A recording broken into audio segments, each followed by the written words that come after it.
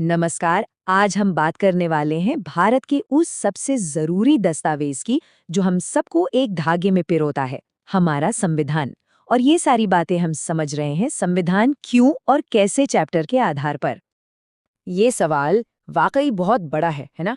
सोचिए, इतने अलग अलग लोग, अलग अलग भाषाएं, अलग अलग मान्यताएं, ये सब एक साथ शांति से कैसे रहेंगे?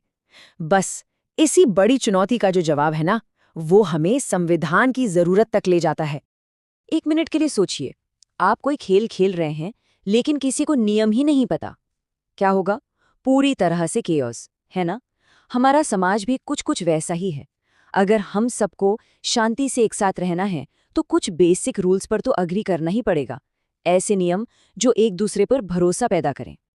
तो बस यहीं पर आता है संविधान का सबसे पहला और सबसे जरूरी काम। वो क्या है? एक ऐसी बेसिक रूल बुक तैयार करना जिस पर समाज का हर सदस्य भरोसा कर सके। ये वो बुनियाद है, वो नींव है जिस पर हमारे पूरे देश का ढांचा खड़ा है। ठीक है, तो ये तो समझ आ गया कि एक बेसिक रूल बुक चाहिए। पर ये संविधान, जिसे हम समाज का ब्लूप्रिंट भी कह सकते हैं, ये असल में करता क्या है? चलिए, अब इसके सबसे जरूरी कामों को एक एक करके समझते हैं। चलिए, नियम तो बना दिए, पर सवाल ये है कि इन नियमों को लागू कौन करेगा? और अगर नए कानून बनाने हो तो वो कौन बनाएगा? संविधान ठीक इसी सवाल का जवाब देता है। ये बताता है कि सरकार कैसे बनेगी और कानून बनाने की असली ताकत किसके हाथ में होगी। और एक लोकतंत्र में ये ताकत ये सीधे जनता से ही आती है। और देखिए, ये सब कुछ ना ऐसे ही हवा में नहीं छोड़ दिया गया है। हमारा संविधान खुद ये तय करता है कि कानून बनाने वाली संसद का गठन कैसे होगा और वो काम कैसे करेगी। अब यहाँ एक बहुत ही दिलचस्प बात आती है।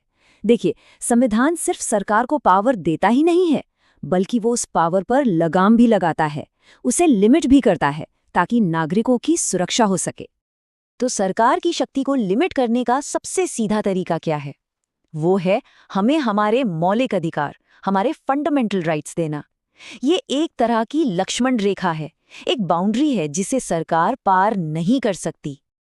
तो संविधान सिर्फ सरकार को गलत काम करने से रोकता ही नहीं है, बल्कि वो सरकार को अच्छे काम करने की ताकत भी देता है। ये सरकार को एनेबल करता है कि वो समाज की भलाई के लिए काम करे, जैसे कि समाज में जो गहरी असमानता है, जो गरीबी है, उससे लड़े।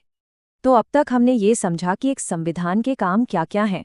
पर अब आते हैं असली कहानी पर। भारत का संविधान, ये ऐतिहासिक दस्तावेज आखिर बना कैसे? इसकी कहानी सच में बहुत दिलचस्प है। ये सफर बिल्कुल भी आसान नहीं था। देखिए, संविधान सभा की पहली बैठक हुई 9 दिसंबर 1946 को, जब भारत एक था, अविभाजित था। लेकिन फिर देश का बंटवारा हो गया और सभा 14 अगस्त 1947 को एक आज़ाद भारत के लिए फिर से जुटी। सोचिए कितने मुश्किल हालात रहे होंगे। और इन्हीं हालात के बीच 26 नवंबर 1949 को ये ऐतिहासिक काम पूरा हुआ। यहाँ एक और इंटरेस्टिंग बात है। संविधान सभा के जो सदस्य थे, उन्हें सीधे आम जनता ने नहीं चुना था, बल्कि उन्हें 1935 में बनी प्रांतीय विधानसभाओं के सदस्यों ने चुना था। मतलब उस वक्त आज की तरह हर वयस्क को वोट वाला सिस्टम नहीं था। पर इसके बावजूद इस बात की पूरी कोशिश की गई कि सभा में हर धर्म, हर इलाके के लोग शामिल हों, ताकि वो सबकी आवाज बन सकें। और इस पूरे बड़े काम को लीड कौन कर रहा था? जवाहरलाल नेहरू, राजेंद्र प्रसाद, सरदार पटेल और डॉक्टर बी.आर. अम्बेडकर जैसे बड़े बड़े नेता। कमाल की बात यह है कि इन नेताओं के विचार अक्सर एक दूसरे से मेल नहीं खाते थे, बहुत असहमतियां थीं, पर फिर भी सबने मिलकर काम किया। काम को ठीक से करने के लिए 8 बड़ी कमेटियां बनाई गईं और जो भी बहस होती थी वो प्रेस और पब्लिक के लिए पूरी तरह से खुली थी, मतलब पूरी पारदर्शिता। पूरे 2 साल और 11 महीने लगे। इतने समय तक संविधान सभा में चर्चाएं चली और इस दौरान कुल 166 दिन बैठकें हुई। और ये जो सहयोग की भावना थी ना, वो इस बात से साफ झलकती है। देखिए, डॉक्टर अंबेडकर कांग्रेस पार्टी के बहुत बड़े आलोचक थे, लेकिन फिर भी संविधान सभा की अध्यक्ष डॉक्टर राजेंद्र प्रसाद ने उनके काम की खुलकर तारीफ की। ये दिखाता है कि देश के लिए सब एक थे। तो सवाल ये उठता है कि हमारा संविधान इतना सफल क्यों रहा? दुनिया में कई देशों के संविधान तो बस कागज का टुकड़ा बन के रह गए, पर हमारा संविधान आज भी जिंदा है। ऐसा क्यों? इसकी पहली और सबसे बड़ी वजह थी भरोसा। देखिए, इस संविधान को बनाया किसने? उन नेताओं ने जिन्होंने आज़ादी की लड़ाई लड़ी थी। देश की जनता उन पर आंख बंद करके भरोसा करती थी। ये कोई मिलिट्री डिक्टेटर का थोपा हुआ कानून नहीं था, बल्कि ये लोगों के अपने नेताओं की मेहनत का फल था। दूसरी वजह थी सबको साथ लेकर चलना। संविधान ने ये पक्का किया कि समाज का हर तबका, खास तौर पर जो अल्पसंख्यक हैं, उन्हें ये महसूस हो कि हाँ, इस देश में उनकी पहचान और उनके अधिकार दोनों सुरक्षित हैं। किसी के मन में ये डर नहीं था कि कोई बड़ा ग्रुप उन्हें दबा देगा। और तीसरी बहुत ही अहम वजह थी पावर का बैलेंस। संविधान ने बड़ी समझदारी से सरकार की ताकत को 3 हिस्सों में बांट दिया: लेजिस्लेचर, एग्जीक्यूटिव और जुडिशरी। मतलब विधायिका, कार्यपालिका और न्यायपालिका।